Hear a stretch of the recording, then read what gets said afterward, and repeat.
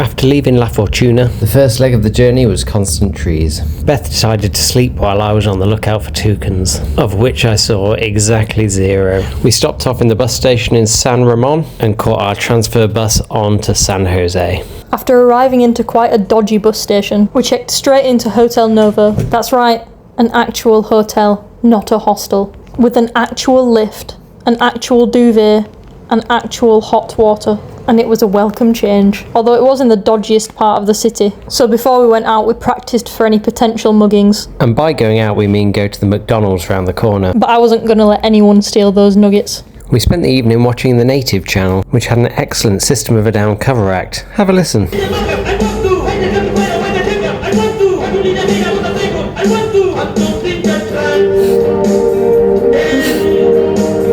Then I submitted my uni work and it was off to bed.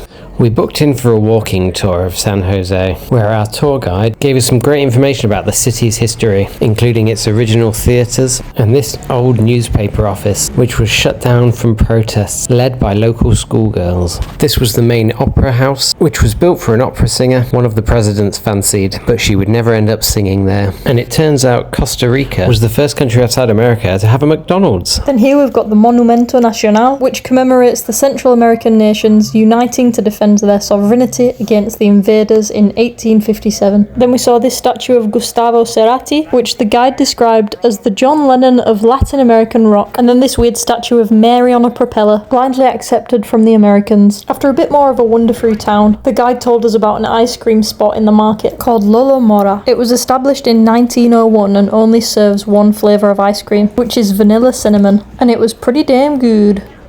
We continued wandering through the market, then decided to walk to the bus station, which turned out to be a bad idea after Beth saw some of the locals smoking crack in the street. That isn't a joke. After this, we decided to Uber to the main park, where they had this stunning lake, which was lacking one thing: any water. That evening, we arranged to meet up with our friend Wilder, who we met drunkenly at the volcano boarding. He took us to this stunning restaurant in the hills of San Jose, and then generously paid for our meals and gave us this gift to remember our time in Costa Rica. After struggling to get an Uber, we walked to the bus station, learning nothing from the previous day's tour of Cracktown. The bus would take us from the capital to Puerto Viejo on the Caribbean coast. Again, I spent the journey looking for toucans with 0 success. And we arrived 5 hours later to these stunning beach views. We stayed at La Casa de Rolando, where they gave us a free upgrade, so we had our own kitchen and 3 beds to choose from. But unfortunately, we ended up getting bit to death by mosquitoes every night. We headed straight to the beach, where I found a long stick so I could poke some sea life with it. I didn't find too much though, just this fat sea worm, and then this big crab, which turned out to be dead, but I had a picture with it anyway.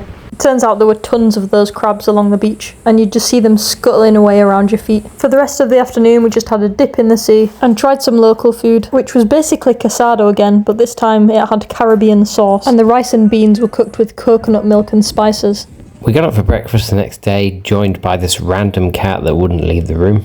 And we headed to Jaguar Wildlife Reserve, which, unlike some of our previous experiences, was a place that really helped the local wildlife. Most of the animals are not on display because they want to keep them away from human interaction so they can carry on living normal lives in the wild. But this isn't possible for all of them. For example, these sloths have a rare genetic disease that would spread if released, and these sloths have lost limbs and have nerve damage from being electrocuted.